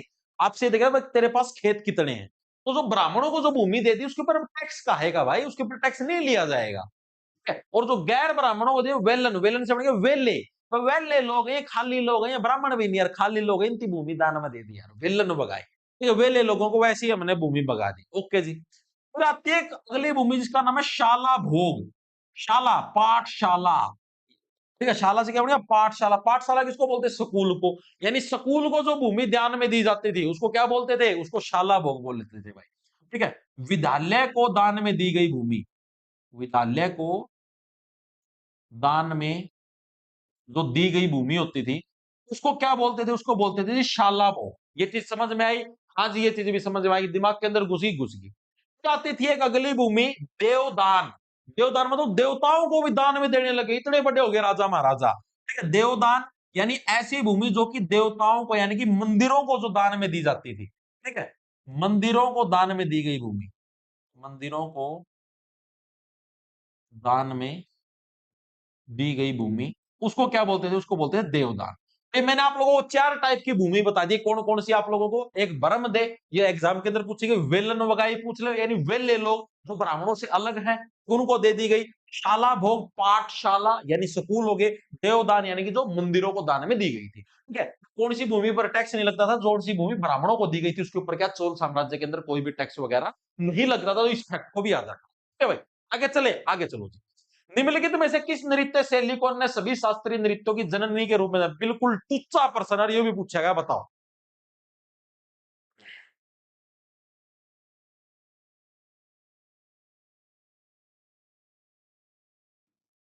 आदिनु का सर जी पीहू डिस्टर्ब कर रही है बार बार। एक बार तो इन कहूंगे हमारी सेटिंग को नहीं होती, और फिर पीहू डिस्टर्ब करे तो भाई पीहू का गेल जा। इधर क्लास में कुछ नहीं रखा मेरे भाई। पीहू अगर बुलाने लगी रही तो पीहू के पास जा, ठीक है? वो पीहू पीहू करेगी, तू करेगा काले कौवे पढ़ ले। यहाँ से पिटाई करूंगा, समझ में नहीं आएगी। तो देखो भाई, सभी शास्त्रीय नृत्यों की जननी है, उसके रूप में कौन से शास्त्रीय नृत्य को जाना गया है? सभी को पता, जो भरतनाट्यम नृत्य, इसको क्या सभी शास्त्रीय नृत्यों की जननी के रूप में जाना जाता है। भरतनाट्यम हमारा कहां पर सेलिब्रेट, मतलब कहां पर किया जाता है भरतनाट्यम? आप सभी को पता कहां पर, तमिलनाडु का जो मेन शास्त्रीय नृत्य वो कौन सा, हमारा तमिलनाडु का जो शास्त्रीय नृत्य है उसका क्या नाम है? भरतनाट्यम है भाई, ठीक है? ये चीज हमको पता है। टोटल हमारे पास टोटल कितने शास्त्रीय नृत्य हैं? टोटल हमारे पास भारत के अंदर 8 शास्त्रीय नृत्य हमको देखने को मिलते हैं। और शास्त्रीय नृत्यों की खोज किसके द्वारा करी गई? सर्वप्रथम भरत मुनि के द्वारा है। भरत मुनि के द्वारा आपके शास्त्रीय नृत्यों की खोज है, की गई थी भाई। ओके जी, ये चीज भी हमारे समझ में आई। तो टोटल हमारे 8 शास्त्रीय नृत्य देखने को मिलते हैं। पहले शास्त्रीय नृत्य का क्या नाम है जी? भरतनाट्यम, जो कि सबसे मेन और इसी को क्या सबकी जड़ माना जाता है भाई। इसी से सारे शास्त्रीय नृत्य उत्पन्न हुए थे, जो कि कहां पर आपका सेलिब्रेट होता है? ये आपका, एक सेकंड रुकना, कुछ आ गया। ये आपका कहां पर? तमिलनाडु राज्य के अंदर आपका भरतनाट्यम नृत्य किया जाता है, तमिलनाडु का शास्त्रीय नृत्य। ओके, ये चीज हमारे समझ में आ गई। इसके अलावा अगर कोई आप लोगों से पूछ ले क्या नाम था, मोहिनी अट्टम। मोहिनी अट्टम कहाँ का है? आओ, एक तो क्या मोहिनी अट्टम, ठीक है? और एक और था आपका, कौन सा था? कथकली, कथकली, कथकली, याद आया या नहीं आया? देखो, तीसरे नंबर पे आता हमारे पास कथकली, चौथे नंबर पे आता हमारे पास कथक। अब इनको याद कैसे रखोगे? देखो, मोहिनीअट्टम और कथकली ये दोनों के दोनों आपके केरल राज्य के, ये मैंने आप लोगों को बता ही दिया। कहां का? आपका उत्तर प्रदेश का। याद कैसे रखोगे? देखो आपको बताता हूं। कली कहां पर खिलती है? जी समुद्र के किनारे। समुद्र का किनारा कहां पर है? जी केरल के अंदर है। और कली को फूल बनाने के प्रयास में क्या है, आप लोग भाग भाग के जाते, क्यों? क्योंकि वो कली आपको क्या मोह लेती है, नहीं मोहिनीअट्टम। मोहिनीअट्टम और कथकली तो कहां पर है? केरल के अंदर है। हक कथक यानी भाई, कोई आपको मान लो क्या सुनाने लग रहा है तो आप उसके अंदर क्या है, असल तो पूछोगे क्या जी इस कहानी के अंदर ये कैसे होगा, ये सीन कैसे आया, ठीक है जी। यानी कथक कहां का हो गया? उत्तर प्रदेश। फिर आता हमारे पास ओडिसी। कौन सा गया? ओडिसी। ओडिसी कहां का हो गया? ओडिशा का हो गया। फिर आ गया हमारे पास मणिपुरी। मणिपुरी कहां का हो गया? मणिपुर का हो गया। फिर आ गया हमारे पास सत्रिया। सत्रिया कहां पर सत्रिया कहां का हो गया? असम का हो गया। ठीक है, एक और कौन सा था शास्त्रीय नृत्य है? एक और कौन सा रहेगा भाई? भरतनाट्यम, मोहिनीअट्टम, कुचिपुड़ी। ठीक है, कुचिपुड़ी कहां का है? कुचिपुड़ी, कुछ पूरियां अंधे व्यक्ति को दे दो, आंध्र प्रदेश। ठीक है, आंध्र प्रदेश। सत्रिया से होना, सत्री, सबके घर में जो स्त्रियां होती है क्या होती है? असमान होती है। किसी का घर मोटी, किसी का घर गोरी, किसी का घर छोटी। ठीक है, तो हमारे 8 शास्त्रीय नृत्य जो कि एग्जाम के अंदर मल्टीपल टाइम पूछे जाते हैं और हर साल आते ही आते हैं। ठीक है, वेरी गुड, बहुत बढ़िया, शाबाश। चले आगे। राम राम सर, कुरुक्षेत्र से अनुकेत, अनिकेत होगा ये, अनुकेत क्या लिख रखा है? राम राम मेरे भाई।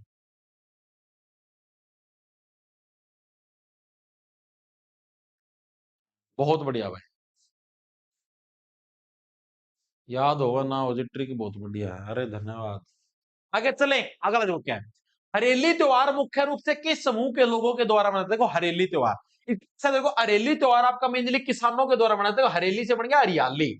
हरियाली मेनली कहां पर होती है? खेत के अंदर होती है। और खेत के अंदर काम कौन करते हैं? किसान करते हैं। तो हरेली त्योहार मुख्य रूप से किस समुदाय के लोगों के द्वारा सेलिब्रेट किया जाएगा? मेनली किसानों के द्वारा क्या आपका हरेली फेस्टिवल वो मेनली आपका सेलिब्रेट किया जाता है। वेरी गुड भाई, शाबाश। कंटेंट बेस्ट ट्रिक, बेस्ट, बहुत बढ़िया भाई। गुड इवनिंग भाई, गुड इवनिंग। हाँ देखिए, तो गुड इवनिंग ही बोला है।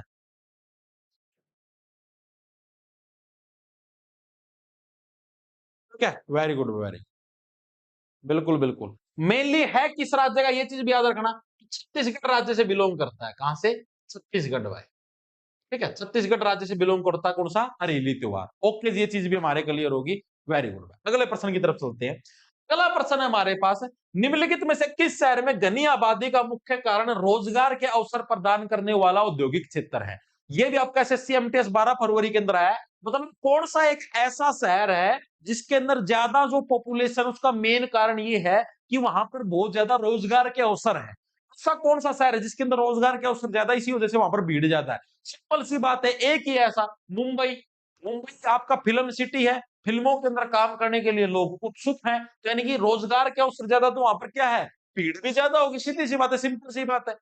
ठीक है सर, हरियाणा के अंदर पीएमटी की लिस्ट क्यों नहीं जारी हो रही भाई? के वे रहे मन तो नुला पेपर का पाछा देवांगी। भाई मैं आप लोगों को एक चीज बताऊं, एसएससी जीडी वालों, शायद तुमको हरियाणा का नाम भी पता हो, मैं आपको बताता हूं कि हरियाणा के अंदर 15 अप्रैल से हरियाणा पुलिस कांस्टेबल के फिजिकल शुरू हैं। पुलिस कांस्टेबल के, ठीक है, आप लोग खुद बताना क्या तुम्हारे राज्य के अंदर, तुम्हारे स्टेट के अंदर भी ऐसा कुछ होता है क्या? पुलिस कांस्टेबल के फिजिकल शुरू हैं। ठीक है, फिजिकल के अंदर पीएमटी हाइट चेस्ट नापी जाएगी 15 अप्रैल से। आज तारीख कितनी होगी? 12 अप्रैल। लेकिन अभी तक ये नहीं पता बच्चों को जी मेरा फिजिकल में नाम है या नहीं है। यहाँ पर वो सीईटी वाला सिस्टम है, वह सीईटी से 10 गुना बच्चे फिजिकल के लिए बुलाने हैं, तो 10 गुना की लिस्ट आती है कि हाँ भाई ये बच्चे हैं जो कि फिजिकल के अंदर दौड़ेंगे। अभी तक कोई लिस्ट ही नहीं आई मेरे भाई। ठीक है, और ऐसे दे रखा था फिजिकल से पहले एडमिट कार्ड आएंगे ना, एडमिट कार्ड, एडमिट कार्ड तो बहुत दूर की बात है, पहले लिस्ट आएगी तभी तो एडमिट कार्ड आएंगे। तो भाई मेरे को ये चीज बताओ, तुम्हारे राज्य के अंदर भी ऐसा कुछ होता है क्या? भाई मतलब कि आज 12 हो चुकी, यानी कि 13 14 2 दिन बाकी, और अभी तो कोई लिस्ट का था पता नहीं, यही नहीं पता भाई किसकी बारी है किसकी नहीं। मान लिया मैं तैयार हूं, मन्नू कौन पता भाई मेरी बारी आओगी कौन नहीं आवा है। चमत्कार है ना, ऐसा ही है यहाँ पर। तो अब देखो भाई, ये हो गया। अगले प्रश्न की तरफ चलते हैं। गुरु पर्व त्योहार डैश के सम्मान में मनाया था। गुरु पर्व फेस्टिवल किसके सम्मान के अंदर मनाया था, ये प्रश्न आपसे पूछा गया है। तो गुरु पर्व, गुरुओं का जो मेन जो वो है, रिस्पेक्ट वगैरह की जाती है, गुरुओं को जो मेनली पूछते हो, किसके अंदर पूछते हैं? सिख धर्म के अंदर पूछते हैं। आप सभी को पता है, हाँ जी बिल्कुल, हम सभी को पता है। तो सिख धर्म के अंदर ही क्या मेनली गुरु पर्व फेस्टिवल भी आपका सेलिब्रेट किया जाएगा। तो ऑप्शन नंबर बी हमारा सिख गुरुओं के अंदर क्या आपका गुरु पर्व त्योहार है, ये सिख गुरुओं के सम्मान के अंदर बढ़ाया जाता है। ओके जी, ये चीज हमारे समझ में आई, कोई दिक्कत परेशानी नहीं थी। सिखों के गुरुओं के बारे में आपको कुछ फैक्ट बताता हूं। सिखों के टोटल 10 गुरु होते थे भाई। टोटल कितने? 10 गुरु होते थे। हमें 10 के 10 के नाम याद तो रखने हैं, लेकिन उसके अंदर से आज मैं आपको सिर्फ 3 बताऊंगा।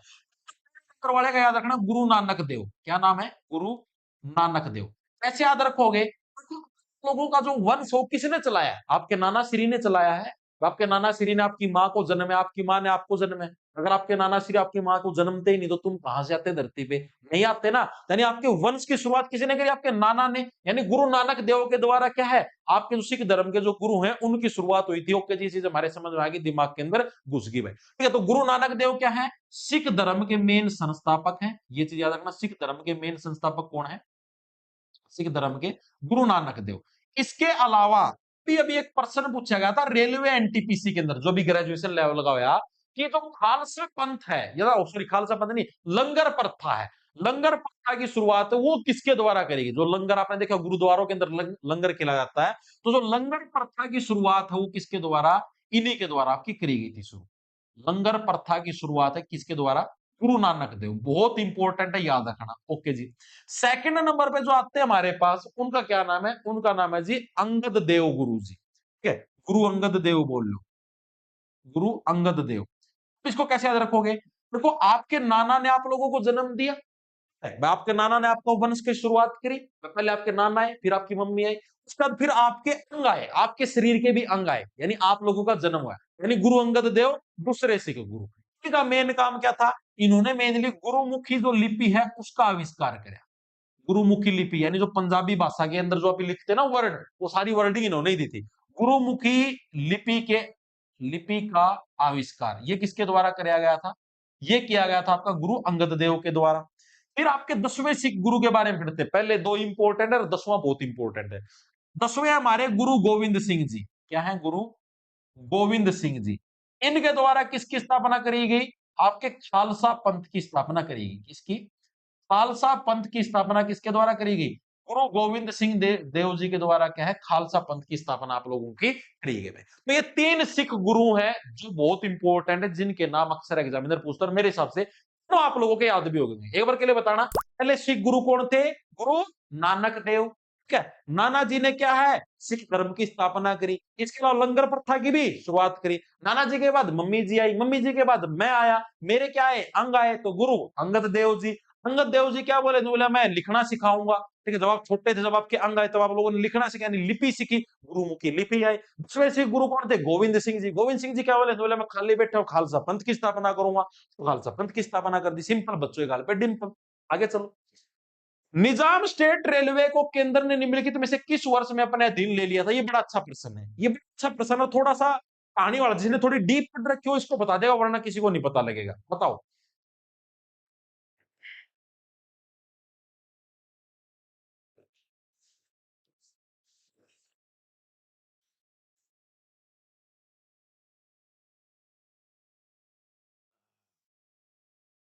बताओ भाई। शाबाश शाबाश, याद तो है ना ये? सर क्लास कब तक चलेगी? अभी 50 मिनट की हुई है। कितने क्वेश्चन हुए अभी? 15वें क्वेश्चन पे है, कम से कम 20 क्वेश्चन तो करेंगे, 20 तो आते हैं तुम्हारे एसएससी जीडी के अंदर।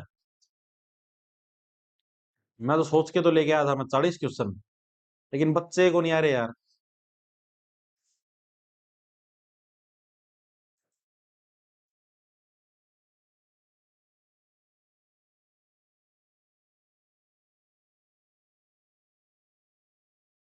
तो इसमें अब मेरी क्या गलती है? बच्चे तो वो देखने लग रहे हैं।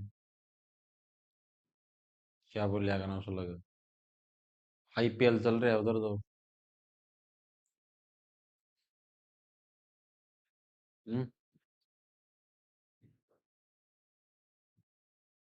चले भाई आगे। ठीक है जी। देखो, तो निजाम आया किसी का? किसी का भी नहीं आया। नहीं आया, नहीं आया। 1956 आया एक साथी का। 1956 गलत है भाई, देखो मैं आपको बताता हूँ क्या सिस्टम था। हमारा देश कब आजाद होया? हमारा देश 15 अगस्त 1947 को आजाद होया हमारा देश। ठीक है, 1947 को हमारा देश क्या है, आजाद हुआ। ठीक है जी, आजाद हो गया, कोई दिक्कत परेशानी नहीं जी। अब जब हमारा देश आजाद हुआ था, तो उस टाइम जो हैदराबाद है, इस हैदराबाद का पुराने समय के अंदर नाम होता था निजाम। तो ये क्या था, ये हमारे भारत का पार्ट नहीं था।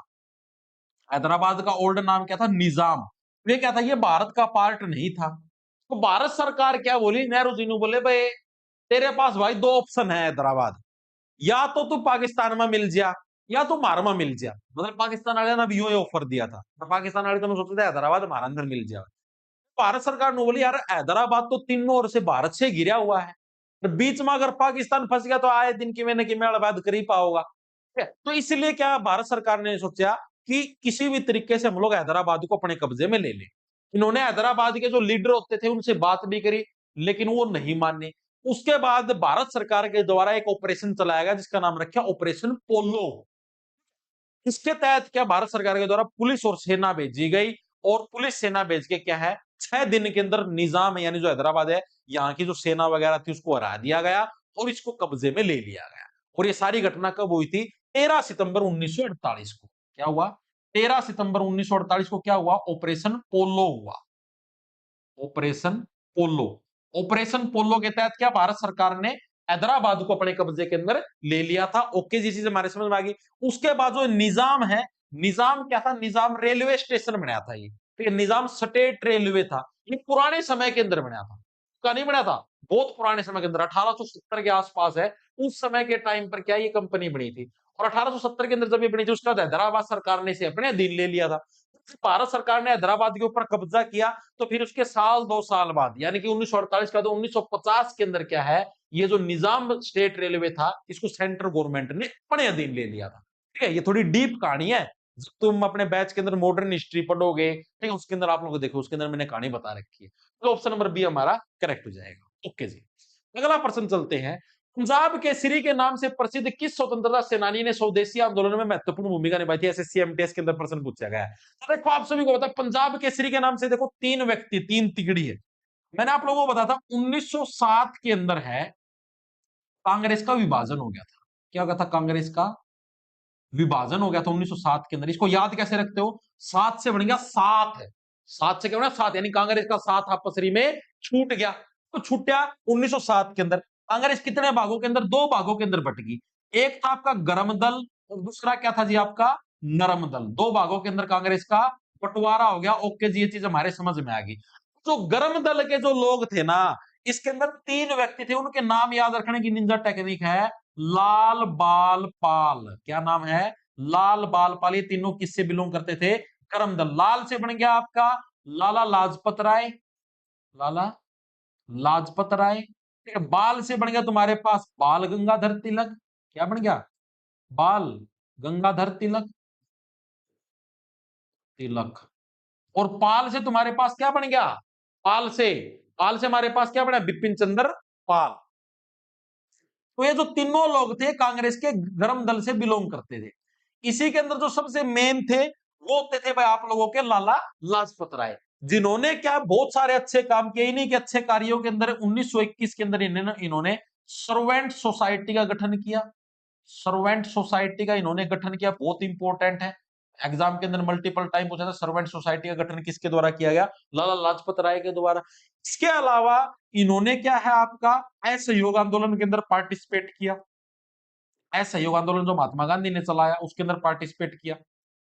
और साल 1928 के अंदर जो साइमन कमीशन है उसका विरोध करते करते क्या है, ये मृत्यु सिधार गए, लोग सिधार गए। साइमन कमीशन का विरोध करते समय मृत्यु हो गई, करते समय मृत्यु है। ठीक है, तो ये चीज याद रखना बहुत इंपॉर्टेंट है आप लोगों की, लाला लाजपत राय से रिलेटेड चीजें क्लियर है। लाला लाजपत राय हर एक साथी क्लियर होया नहीं हुआ? एक बार के लिए बताओ। गरम और नरम दल थे सर, हाँ तो यही तो बताया मैंने। आज से स्टार्ट हुई, रोज क्लास कहाँ होती है? आज से तो स्टार्ट हुई है। ठीक है भाई, ग्रेजुएशन के लिए तो ग्रेजुएशन की तो होली ना, तो अंडर ग्रेजुएट आएगा ना। 1916 में एनी के साथ होम रूल लीग, वो तो बाल गंगाधर तिलक ने करी थी ना होम रूल लीग, तो एनी बेसेंट के साथ। चले आगे, चलो जी। अगला प्रश्न है हमारे पास, पूर्वोत्तर अंतरिक्ष अनुप्रयोग के अंदर निम्नलिखित में से किस राज्य में? पूर्वोत्तर, पूर्वोत्तर का मतलब समझ दो, पूर्वोत्तर के अंदर ये आपके चारों के चारों राज्य पूर्वोत्तर के यानी पूर्वी और उत्तर भारत के हैं। उसने पूछा पूर्वी अंतरिक्ष अनुप्रयोग केंद्र, यानी कि जो हमारा पूर्वी भारत है उसके अंदर जो अंतरिक्ष यानी कि स्पेस से रिलेटेड जो भी हम लोग एक्सपेरिमेंट करते हैं तो उसकी मेन हेडक्वार्टर कहां पर है? तो स्पेस की अगर आप बात करें यानी अंतरिक्ष से रिलेटेड अगर हमें कोई भी काम करने तो हमें काम वो हम लोग कहां पर करते हैं? बादलों के अंदर करते हैं, मेघों के अंदर करते हैं। तो मेघ से क्या बन गया हमारे पास? मेघालय। यानी मेघालय के अंदर हम लोग क्या है? पूर्वोत्तर अंतरिक्ष अनुप्रयोग केंद्र है। ठीक है, ये हमारा स्थापित कहां पर? हरियाणा, ओ सॉरी, भारत के मेघालय राज्य के अंदर। ठीक है, नॉर्मल से इसको ऐसे याद रखना है। ठीक है जी, अगला देखो क्या है। ये अच्छा प्रश्न है। भारतीय अंतरिक्ष विज्ञान एवं प्रौद्योगिकी संस्थान की स्थापना किस वर्ष की गई है? बताओ। Indian institute of space science and technology किस साल के अंदर इसकी खोज करी गई? ये प्रश्न आप लोगों से पूछा गया है। तो देखो, Indian institute of space science and technology, IIST भी इसको हम लोग बोल देते हैं। इसकी स्थापना कब हुई? तो साल 2007 के अंदर क्या है आपकी IIST की स्थापना करी गई थी। ओके जी, ये किस लिए करी गई थी? जो भी हमारा स्पेस यानी अंतरिक्ष के अंदर जो भी हमारे साइंटिस्ट वगैरह जाते हैं, ठीक है, उनके ऊपर रिसर्च करने के लिए, कैसे कैसे रॉकेट बनते, कैसे क्या कुछ अंतरिक्ष के अंदर, उस सारी चीज के ऊपर रिसर्च करने के लिए क्या है, IIST की स्थापना कब आपकी? साल 2007 के अंदर आपकी करी गई थी। ओके जी। वर्तमान में इसका हेडक्वार्टर पूछे, वर्तमान में ये है कहां पर? तो केरल के तिरुवनंतपुरम के अंदर ये आपका स्थित है। ओके जी। इसके अलावा अगर आपसे कोई पूछ ले, ISRO, Indian Space Research Organisation, स्थापना कब हुई? 1969, 1969 के अंदर। संस्थापक कौन थे? विक्रम साराभाई। ये चीज भी याद रखना, संस्थापक कौन थे? विक्रम साराभाई। तो इसरो और इसके अंदर फर्क है, तो गलती मत करना। ओके जी, ये चीज याद रखेंगे। और इसको याद कैसे रखोगे? देखो, IIST क्या बोलने लग रहा है, बोले हम लोग तो स्पेस के ऊपर रिसर्च करेंगे, स्पेस साइंस एंड टेक्नोलॉजी। ठीक, हम लोग तो क्या इसके ऊपर रिसर्च करेंगे स्पेस के ऊपर, साइंस के अंदर, और हम लोग आपका साथ देंगे। साथ साथ से बढ़िया हम लोग आपका साथ देंगे, इसरो वालों हम लोग तुम्हारा साथ देंगे। तो इस तरीके से याद रख लो। ओके जी, अगला प्रश्न देखते हैं। आदिवासी संस्कृति और विरासत को प्रदर्शित करने के लिए प्रसिद्ध हॉर्नबिल महोत्सव, बहुत टुच्चा प्रश्न है भाई। हॉर्नबिल महोत्सव पक्का एग्जाम का में होगा। Keralam, yes Keralam.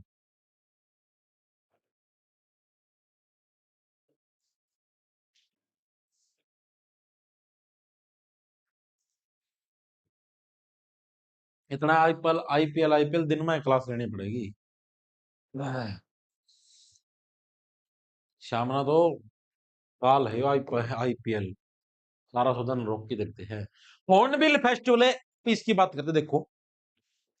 Hornbill festival का मेनली सेलिब्रेट कहां पर होता है? तो ये मेनली आपका नागालैंड के अंदर आपका हॉर्नबिल फेस्टिवल सेलिब्रेट होता है। नागालैंड क्या बढ़िया, नागों की लैंड, यानी सांपों की धरती।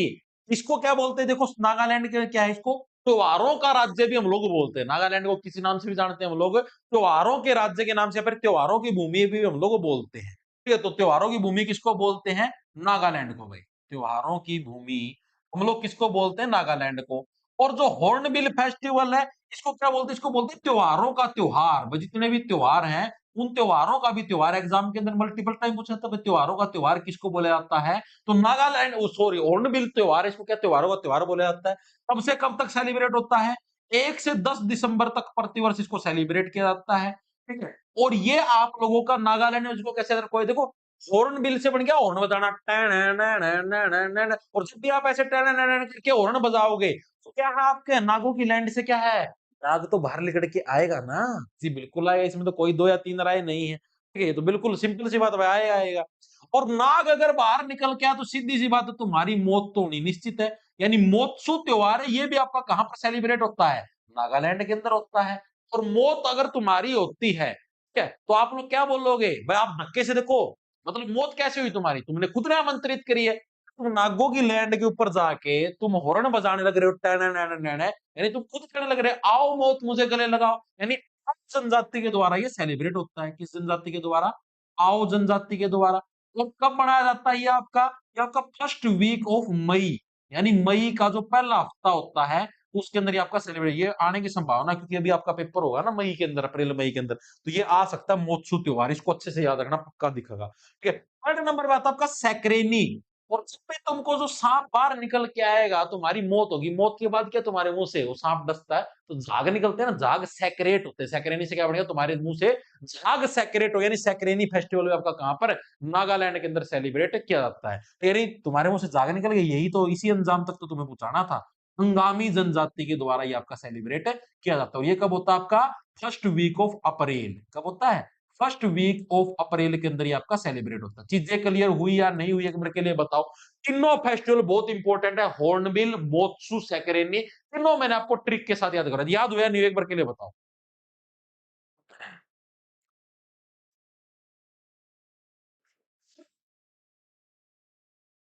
जैसे नाग निकल गया बाहर, नाग बाहर निकल गया तो लट मारा है नाग की मुंडी का ऊपर, नाग की मुंडी ध्वस्त कर देंगे। फिर क्यों क्यों मारा? ओ भाई रे,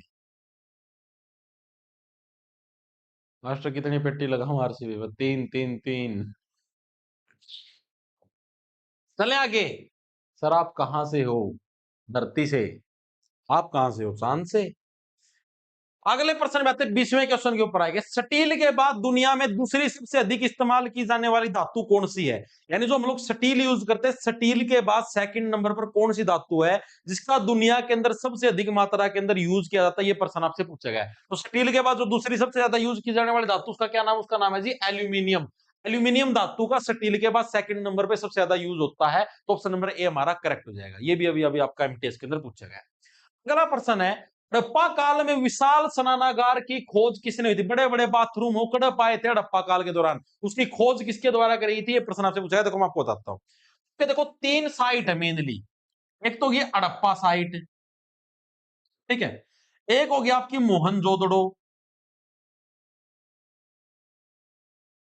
ठीक है, और एक इधर भी लिख एक हो गया आपकी लोथल। ये तीनों इंपॉर्टेंट, आपको तीनों याद करवा दूं आज एक ही क्लास के अंदर। हड़प्पा की खोज किसके द्वारा की गई और कब की गई? तो हड़प्पा की खोज आपकी साल 1921 के अंदर की गई भाई। ओके जी। किसके द्वारा करी गई इसकी खोज? तो आपकी राय बहादुर दयाराम साहनी। किसके द्वारा? राय बहादुर। ये भी यूपी पुलिस के अंदर भी आया था, एसआई के अंदर। दयाराम साहनी, इन्हीं के द्वारा इसकी खोज की। इसको याद कैसे? देखो 1921 का मतलब क्या है? 21। आप लोग क्या बोलते हो? हाय, प्लीज एक किस्त तो दे दे। इतने दिन हो गए थे ना मेरी सेटिंग बनाए और मेरे के लिए बात कर दो। इतना मेरे 3 महीना तो रिचार्ज करवाने लग रही, मैं तो तेरे रिचार्ज करवाऊ हूँ। मेरे पे इतने दिन की तू रिचार्ज, एक किस्त नहीं दे सकती तू मेरे लग? इतनी तो दया कर मेरे ऊपर। ठीक है, आप लोग क्या बोलते हैं अपनी महिला मित्र को? भाई एक किस्त की तो दया कर मेरे ऊपर, और आपकी महिला मित्र बोलते निकल जाए यहाँ से, कुत्ते कमीने निकल जाए यहाँ से, ठीक है। यानी हड़प्पा की खोज किसके द्वारा, साल 1921 में राय बहादुर दयाराम साहनी के द्वारा आपकी करी गई। हाँ जी, ये चीज याद होगी, बिल्कुल कोई दिक्कत की बात नहीं है।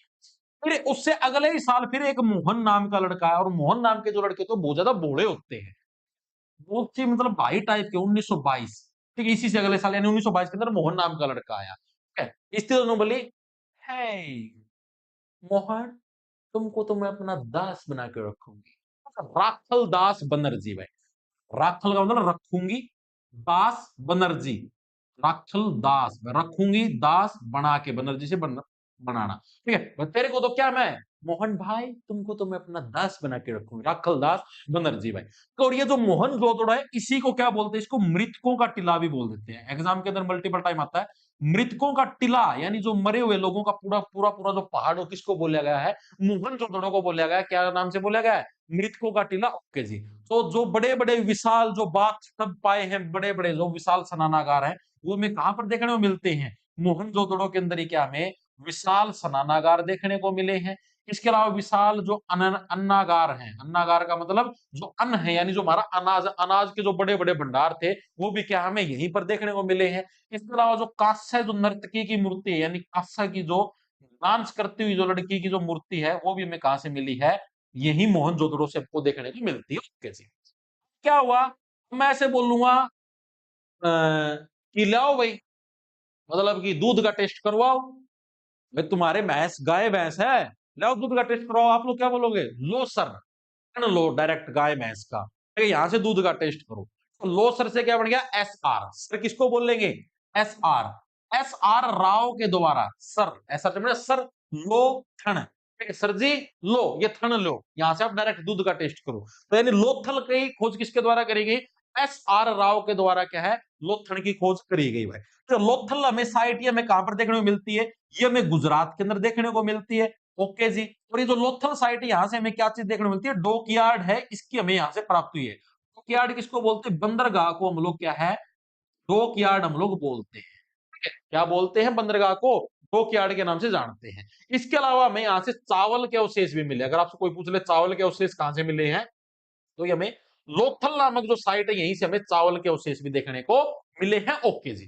तो ये चीज हर एक साथी क्लियर हुई। हड़प्पा कालीन साइट अगर आज भी किसी का, अभी भी किसी का याद नहीं है ना, फिर कौन याद हो भाई कदे, ठीक है। अगर अभी भी किसी का याद नहीं हुई, फिर याद नहीं होंगी भाई, आज जन्म क्या जन्म ले लियो, ठीक है। यह चीज देख के तमना कदे यो के सौदा है मेरा है, तमना के सिस्टम है यो, कदे देखा भाई, या तेजू आ रही है ना, तेजू लेके आई है, देख लो कैट बड़ी है, नु को नहीं पालेगी, 21 साल की हो रही है यार, अरे ये खावा है, क्या नाम तेजू इसका, नाम सुन लो, पोला, पोला नाम इसका, पोला, उनका नमकीन पोला। अरे तू कैट बड़ी, तूने तो बता दे 21 साल की होते हैं, पोले खाओगी के भी, पोला, बता भाई, सभी पोल वर्गा है पूरा, नाम भी खतरनाक है, टेक्या टेकड़ी है ना, पोला, कड़ाई बता दी कौन मिला है, आई अड़े उठ के चल रहा है, पोला। चलो भाई, आज के लिए इतना ही करते हैं। टोटल हमने 21 क्वेश्चन करें, क्वेश्चन तो मैं पूरे 40 लेके आया था, लेकिन बच्चे नहीं है, ठीक है। और मेरे को ये बताओ, कल से दिन में ले लेंगे क्लास, ये मैच मूच तो भाई दिमाग खराब कर दे मेरा, तो ये तो मतलब पहले तो क्रिकेट तो थी नफरत थोड़ी बहुत, ये तो जमा तकड़ी नफरत होगी, ठीक है। का तो दिन के अंदर क्लास लेंगे, बस शाम को नहीं होगी, 8 बजे क्लास नहीं लेंगे, 3:30 या 4 बजे के आसपास ले लेंगे। मैं आप लोगों को टाइम सेट कर दूंगा, यूट्यूब पे बता दूंगा, ठीक है। इस टाइम नहीं होगी भाई, इस टाइम तो आईपीएल का रोजगार होना चल लगा, ये दिमाग खराब करेंगे।